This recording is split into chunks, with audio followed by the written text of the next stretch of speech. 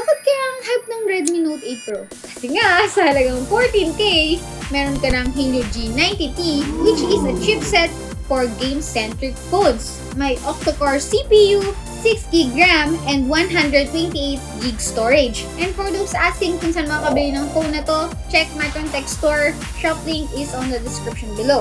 Ang operating system niya is MIUI 10, which can be seen on most Mi and Redmi phones. Pero huwag kayong malilito Android pa rin siya na modified. Kasi nga, open source siya, so kahit ikaw, pwede mong i-modify yung OS nang hindi ka sinusuyo ng creator.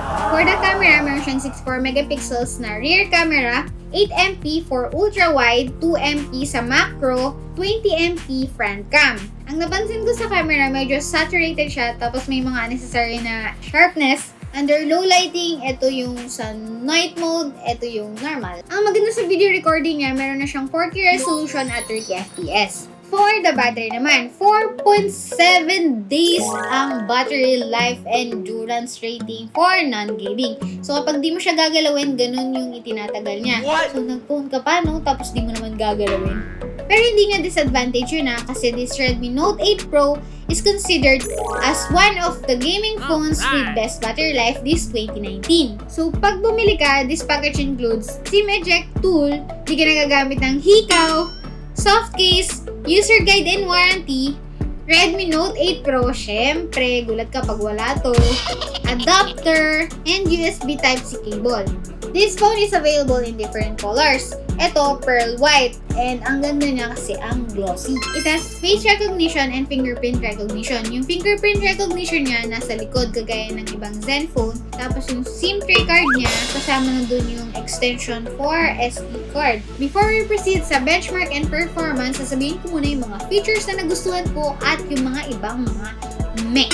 But heads up lang guys, meron siyang liquid cooling. Sa notes nito, diba yung normal is yung text lang. Tapos yung iba naman, pwede ka mag-add ng mga doodles. Ito, pwede ka mag-add ng voice at saka ng picture. So, parang meron ka ng word. Meron siyang IPS screen display. Tapos, under sunlight, kapag masyadong mababaw yung brightness mo, hindi masyadong visible. Meron din nga pala siyang dark mode. So, rejoice sa mga night users dyan. Yun lang. Rejoice kayo. Ito.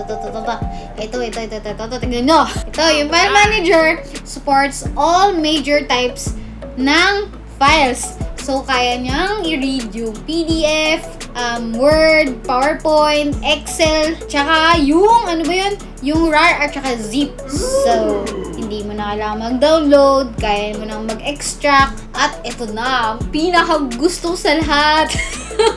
Meron siyang dual apps. Dual apps meaning yung isang apps, pwede mo siyang i-clone. So, yung messenger mo, pwedeng dalawa. So, kapag yung jowa mo or yung imaginary jowa mo, pwede na kayo mag-share ng phone. And sa mga duda girls, hindi, baka magalit sila sa akin, hindi ko alam kung ano yung tamang term. Pero masabihin na rin natin yung ibang lalaki, pwede na kayong mag-stalk. Stalk mode on. Pag nagkaroon ng notifications, kitang-kita mo na kung sino mga nagma-message sa kanya. Hindi mo na kailangan mag-sign out. What? Amazing! Pero choice nyo pa rin yan. Hindi ko sinasabing gawin nyo yan, pero baka yun na rin yung sinasabi ko. Sa akin kasi, meron akong dalawang account sa Shopee. So, kapag wala akong internet connection, tapos biglang nagkaroon, biglang yung notification sumasabog. Shopee! Yun, ang daming Shopee. So, sa mga mahilig mag-download ng themes or wallpapers, meron siyang MIUI themes. Free to download yun. Pili ka na lang. Medyo mabilis nga pala siya mag-boot, mga 23 seconds. Binilang ko talaga siya. Compare sa ibang phones, mas mabilis siya. Pag nag-download ka pala ng mga apps sa Google Play Store, after niya mag-download, magpa-prompt na parang nagsiscan siya for viruses. Tapos habang naghanap siya for viruses, merong ads. What? Medyo magaling. For the performance naman, we did several benchmarks using some benchmarking tools. According to GSM Arena, this phone is considered as the best mid-range all-rounders this 2019 under 15,000. When it comes to performance, tinamaan ako ng 4-feature combo. Una, price to performance ratio with Helio G. Under 15K lang yan ha. Second, 95 to 100% sa Wi-Fi analyzer. We did it on the exact location where we used the ROG and Blockshark 2 na meron lang 84 to 87%. Third, battery performance. As I have said earlier, one of the best batteries. And last but certainly not the least, ito pa yung best sa akin kasi kasi ayoko ng mainit habang naglalaro kasi init, ganun sa iPhone eh. Pero maganda naman yung iPhone. Hindi yung sponsored. It has a liquid cooling feature. The best kasi kahit kapag naglalaro ako ng matagal, hindi ako nakakaramdam ng sobrang init. Parang mga minimal lang ganun. Ayun na! Kung sa pinagsasabi ko ay na-amaze kayo at gusto nyo nang bumili ng Redmi Note 8 Pro, ito nga, parang gusto ko nang bumili eh. Konting pilit na lang sa akin, bibili na ako eh. Konting pilit pa, dali. Hoy, ano na ako naririnig? Kunti pa. Dali. So, kung gusto nyo bumili, merong available sa FANTECH store.